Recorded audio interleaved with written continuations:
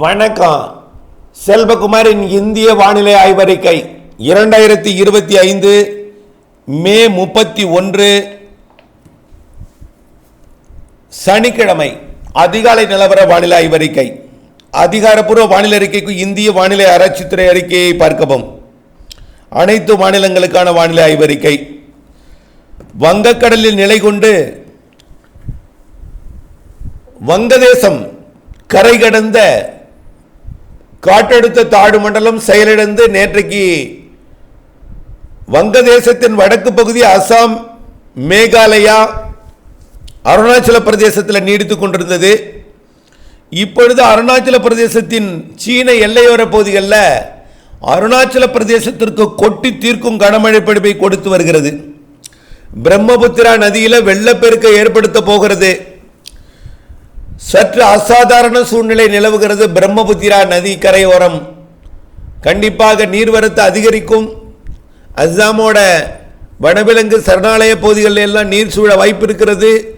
அந்த பிரம்மபுத்திரா நதி வெள்ளப்பெருக்கு அண்டை நாடாகிய வங்கதேசத்திற்கும் கடும் பாதிப்பை ஏற்படுத்தும் என்று எதிர்பார்க்கப்படுகிறது.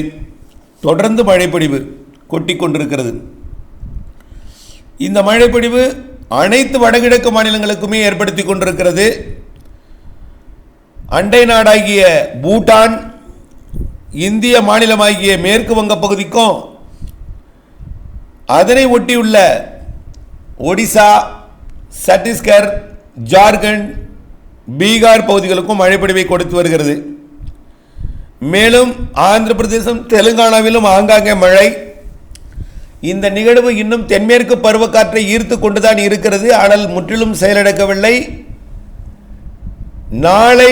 நாளை மறுநாள் 4ஆம் தேதிக்குள் முற்றிலும் செயலிழந்துடும். படிப்படியாக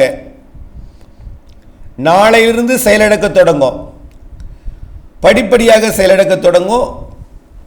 இதன் காரணமாக தென்மேற்கு பருவமழை கேரளாவில் இந்த சுற்று இன்று தீவிரம் குறைந்திருக்கும். மிக குறைவான பரப்பிலே இருக்கும்.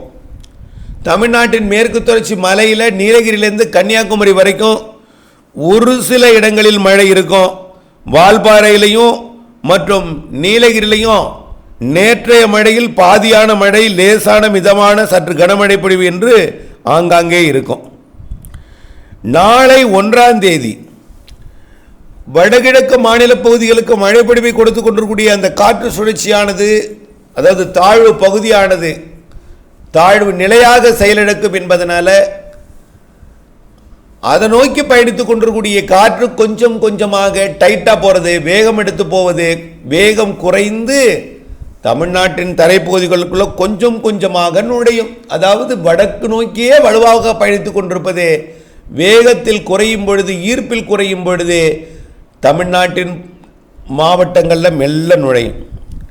அதனால் மாலை இரவு மழை பொழிவை ஏற்படுத்தும். அதே போல கர்நாடகாவில் நுழைவதும், கர்நாடகா எல்லையோர தமிழ்நாட்டின் மாவட்ட பகுதிகளில் இருக்கக்கூடிய மலைப்பகுதிகள் மற்றும் கேரள எல்லையோர பகுதியில் இருக்கக்கூடிய மலைப்பகுதிகள் மரங்களால் குளிர்வித்து மழை பொழிவை கொடுப்பது போல மகாராஷ்டிரா மற்றும் தெலுங்கானா, கர்நாடகாவின் மலைப்பகுதிகளில் ஆங்காங்கே மழைப்பொழிவை மலைகளால் மேகங்கள் உருவாக்க செய்து மழைப்பொழிவை 1ஆம் தேதி கொடுக்கும். பெரிய பரப்பில் இருக்காது. அடுத்தது பார்த்தீங்கன்னா 2ஆம் தேதி வடகிழக்கு மாநிலங்களில் மழைப்பொழிவு தொடர்ந்து கொண்டே இருக்கும். தீவிரம் குறையாது. தீவிரம் கொஞ்சம் கொஞ்சமாக தான் குறையும். 4ஆம் தேதி முற்றிலுமாக விலகும் என்று எதிர்பார்க்கப்படுகிறது. அங்கே தீவிரம் குறைய குறைய இங்கே தீவிரம் கொஞ்சம் கொஞ்சமாக கூடும். அதாவது வெப்பச்சலன இடிமழை பொழிவு போல மாலை இரவு மழைப்பொழிவு தமிழ்நாட்டிலும் தென்னிந்தியாவில். 2ஆம் தேதி அதேபோல் இன்னும் கொஞ்சம் மழைப்பொழிவு கூடும். அதாவது கிழக்கு காற்று வலுவாக நுழையும். கிழக்கு மற்றும் மேற்கு திசை காற்று சந்திப்பு என்பது ஆந்திர பிரதேசம், தெலுங்கானா, கர்நாடகா, கேரளா, தமிழ்நாட்டில் நடைபெறும். கிழக்கு மேற்கு திசை காற்று சந்திப்பின் காரணமாக ஆங்காங்கே மழைப்பொழிவு 2ஆம் தேதி கொடுக்கும். இதில் சென்னை, திருவள்ளூர் உட்பட கொடுக்கும். வடகிழக்கு மாநிலங்களில் மழைப்பொழிவு தொடர்ந்து கொண்டிருந்த நிலையில் கொஞ்சம் தீவிரம் குறையும். அங்கே தீவிரம் குறையும், இங்கே மழைப்பொழிவு தொடங்கும். தமிழ்நாடு உள்ளிட்ட தென் மாநிலங்களில் கிழக்கு மற்றும் மேற்கு திசை காற்றின் சந்திப்பின் காரணமாக. அதே நேரத்தில் ஆந்திர பிரதேச கடலோரத்திலையும் ஒடிசா கடலோரத்திலையும் மழை வாய்ப்பு தெரிகிறது.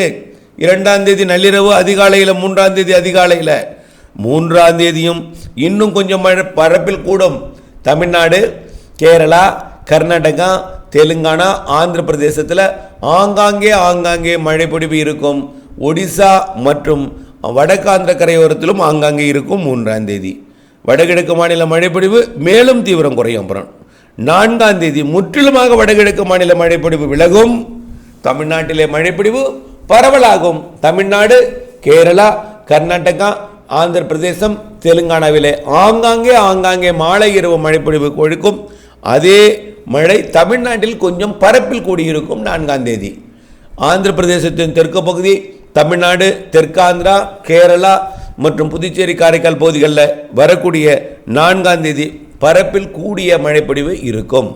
4ஆம் தேதி அடுத்தபடியாக வட மாநிலங்கள்லையும் ஆங்காங்கே மழை இருக்கும். வெப்பச்சலன இடிமழை, தென்மேற்கு பருவமழை முன்னெடுத்து போனாலும் காற்று சுழற்சி தாழ்வு பகுதி வடகிழக்கு மாநிலங்கள் நோக்கி பயணித்த காரணத்தினாலே தென்மேற்கு பருவமழையை முன்னெடுத்து செல்லக்கூடிய அமைப்பு என்பது சற்று இடைக்கால தடையாக இருப்பதனால மிக வேகமாக தென்மேற்கு பருவமழை முன்னேறிவிடாது. வெப்பசலனை கோடை மழை பொழிவாக உத்தரப்பிரதேசம், மத்திய பிரதேசம் போன்ற பகுதிகளிலையும் வட மாநிலங்களிலையும் இமயமலை ஒட்டிய பகுதிகளையும் நீடிக்கும். வங்கக்கடலோரம் தென்மேற்கு பருவமழை மிதமாக இருந்து கொண்டிருக்கும். தமிழ்நாட்டில் கொஞ்சம் நல்ல மழைப்பொழிவு 4ஆம் தேதி கொடுக்கும். சரி, 5ஆம் தேதி என்னாகும்?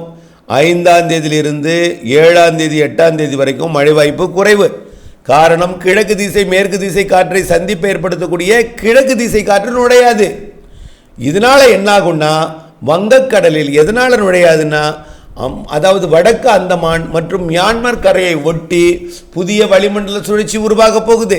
இந்த வளிமண்டல சுழற்சி வடமேற்கு திசை நோக்கி நகர்ந்து ஆந்திர பிரதேசத்தின் வடக்கு பகுதி ஒடிசா கரையை நோக்கி சென்று குறைந்த அழுத்த தாழ்வு நிலையாக பகுதியல்ல, காற்று சுழற்சின்னு சொல்லலாம், கீழடுக்கு சுழற்சியாக ஒடிசா ஆந்திர பிரதேசத்தின் வடக்கு பகுதியில் நுழையும் பொழுது மெல்ல மழைப்பொழிவு தொடங்கும் 9ஆம் தேதியிலிருந்து. அதனால 5ஆம் தேதியிலிருந்து 7ஆம் தேதி வரைக்கும் மழை வாய்ப்பில்லை. 5, 6, 7 மழை வாய்ப்பில்லை.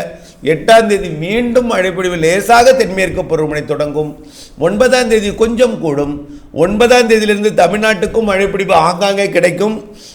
10, 11, 15ஆம் தேதி வரைக்கும் மீண்டும் தென்மேற்கு பருவமழை வலுப்பெறும். தமிழ்நாட்டிற்கும் மழைப்பொழிவு கிடைக்கும். கடந்த சில நாட்களுக்கு முன்பு கொடுத்தது போல மீண்டும் 9ஆம் தேதிக்கு மேல் தொடங்கி 10, 11 கொஞ்சம் தீவிரமடைந்து 12, 13, 14, 15 தேதிகளில் கனமழை காத்திருக்கிறது. மிக கனமழை பொழிவு காத்திருக்கிறது. மேற்கு தொடர்ச்சி மலை மாவட்டங்களுக்கு, கேரளா, கர்நாடகா, கோவா மற்றும் தமிழ்நாட்டின் மேற்கு தொடர்ச்சி மலை, கர்நாடக எல்லையோர தமிழ்நாட்டின் அனைத்து மாவட்டங்கள், ஆங்காங்கே தென் மாநிலங்களுக்கே மீண்டும் மழைப்பொழிவு 9ஆம் தேதியிலிருந்து மெல்ல தொடங்கி 10 கொஞ்சம் தீவிரம் கூடி 11 இன்னும் கொஞ்சம் தீவிரம் கூடி பரவலாகி 12, 13, 14, 15 நல்ல மழைப்பொழிவை கொடுக்க போகிறது என்பதுதான் இந்த ஆய்வறிக்கையின் சுருக்கம். தொடர்ந்து வானிலை அறிக்கையோடு இணைந்திருங்கள். திட்டமிட்ட பணி செய்திடுங்கள். நன்றி.